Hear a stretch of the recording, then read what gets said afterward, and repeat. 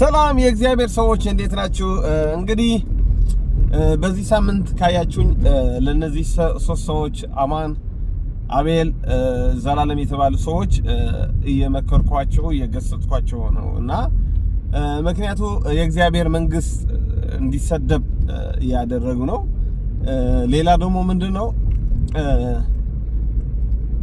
የነሱም አገልግሎት ቼክ ብናረግ ስድብ፣ ሐሜት፣ ፌዝ ምናምን ነውና ይሄ ነገር ደግሞ መንፈስ ቅዱስ አይከብርበትም። ለዛ ነው አሁን ከነሱ ጋር የምዋጋው ወይም ደግሞ የምታገለው። አስተያየት አትስጡ አይደለም ሐሳቤ። አስተያየት ትሰጣለህ፣ ኮሜንት አደርጋለህ አገልጋዮች ሲሳሳቱ ምን እንጂ የነዚህ መጥፎ ነገሩ ምንድነው? ሰው ሲሳሳት በዚህ ነገር ተሳሳተ ይሄ ነገር ስህተት ነው ብሎ ቢያርሙ እኮ መልካም ነው። የነዚህ ግን በጣም የምጠላው ነገር የሰው ስም ያጠፋሉ። እንዴት አንድ ትልቅ የእግዚአብሔር ሰው ሚሊዮኖች ወደ እግዚአብሔር መንግስት ያመጣ ነብይ ጆሹዋ ጠንቋይ ይባላል። አቤል በጣም የመጨረሻ ደፋር ሰው ነው። ጆሹዋ ጠንቋይ ነው፣ ቤኒሂን ጠንቋይ ነው ሲል ብዙ ሰማዋለሁና ይሄ ልጅ በእውነት ግን ድነዋል ብዬ ከራሴ እናገራለሁ ማለት። ምክንያቱም እንዴት የዳነ ሰው እስከዚህ ድረስ ደፋር ይሆናል? ሁላችን እኮ እንሳሳታለን፣ ግን የአቤል አቡና ድፍረት ግን በጣም ይገርመኛል። ማንም አገልጋይ አምጥቶ ይዘርጠዋል፣ አባቶች አያከብርም። እኔ በጣም ይገርመኛል። ምን አይነት ደፋር ትዕቢተኛ ሰው ነው? እኔ እንጃ። እፈራለታለሁ፣ መጨረሻው እፈራለታለሁ። ምክንያቱም ብዙ ጊዜ ተመክሮ ማይሰማ ድንገት አደጋ ይወድቅበታል ይላል መጽሐፍ ምሳሌና ይሄ ልጅ ብዙ ጊዜ ተመክሯል። እባክህ ተው ተብሏል፣ አልሰማ ብሏል። እንግዲህ እግዚአብሔር ባንዴና በሌላም ይመክራል። ባለፈውም ታስሮ ነበር ሰምቻለሁ። ይሄም ለሱ እኮ ዋርኒንግ ነው ማለት ተጠንቀቅ ማለት ነው። እና አልጠነቀቅም ካለ ግን እንግዲህ መከራ ሊመጣበት ይችላል። ባለማስተዋል ብዙ ነገር እየተሳሳተ ነው ይሄ ልጅ። ሰዎች እርስ በርሳቸው እንዳይተማመኑ የእግዚአብሔርን ስራ እንደ የሰይጣን ስራ እንዲቆጥሩ እያደረገ ነው እና ያላወረደው አገልጋይ የለም፣ ያልተቸው አገልጋይ የለም። በሁሉም ደረሰ። በጣም ይገርማል። በጣም ቅናት አለበት፣ ክፋት አለበት እና እኔ በባህሬ ክፋት ያለበት ሰው፣ ቅናት ያለበት ሰው አልወድም። ለዛ ነው የምታገለው ለሶስቱም። እና እነዚህ ሰዎች ሁሌ ሳያቸው በቃ እግዚአብሔር አገልጋዮች ይዘረጣሉ። ፍቅር የለባቸውም፣ ትህትና አታዩባቸውም። ትዕቢት፣ ፌዝ፣ ሐሜት፣ አሉባልታ በቃ እኮ መጽሐፍ ቅዱስ በግልጽ እኮ ነግሮናል። በመጨረሻ ዘመን የሚያስጨንቅ ጊዜ ይመጣል። ሰዎች ደፋሮች ይሆናሉ፣ አባቶች የማያከብሩ ይሆናሉ፣ የማይታዘዙ ተሳዳቢዎች ይለናል ማለት ነውና እሱን እያየን ነው ያለነው። ስለዚህ ወገኖች መንቃት አለባችሁ። ይሄ ዘመን የመጨረሻ ዘመን ነው። በእውነት እኔ እነዚህ ሰዎች ቪዲዮ ሳይ ሁሌ ሰዎች ደግሞ የሚያምኗቸው አሉ። እኔ በጣም ይገርመኛል። እንዴት ለነዚህ ታምናላችሁ? ራሳቸው ተሳዳቢዎች፣ የሚያላግጡ፣ የሚያፌዙ እኔ እንጃ። ሰው እኮ ባነጋገሩ ይታወቃል። እና እነዚህ ድሩዬ ናቸው፣ ባለጌ ናቸው።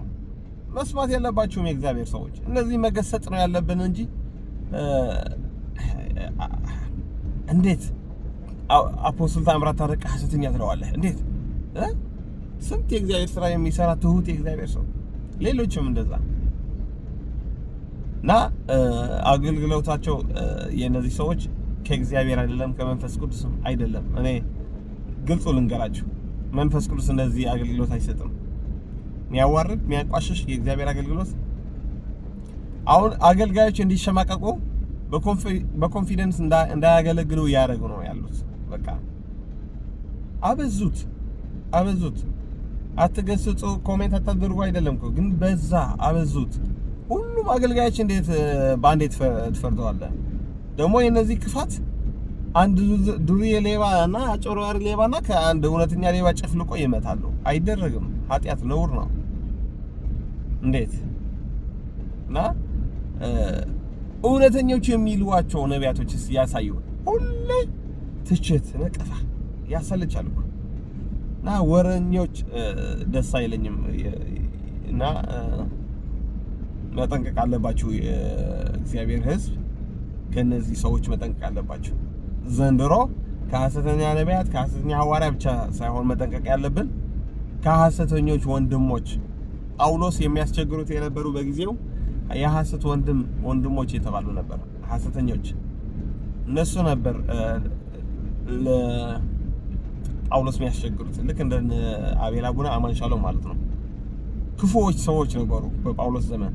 እነ ኤልማስ የተባለ የእግዚአብሔር መንገድ የሚያጣምም፣ ሄሜኔዎስ፣ እስክንድሮስ የሚባሉ ነበሩ ክፉዎች ሰዎች። ሐዋርያ ጳውሎስ አንድ ቀን ምን አለ? እግዚአብሔር እጃቸው ይሰጣቸዋል፣ ብዙ ክፉ አድርገውኛል እነ እስክንድሮስ ሄሜኔዎስ አለ። በዚህ ዘመንም ሄሜኔዎስም እስክንድሮስም ሆኖ የተነሱ አማን ሻሎም ዘላለም አቤል ናቸው።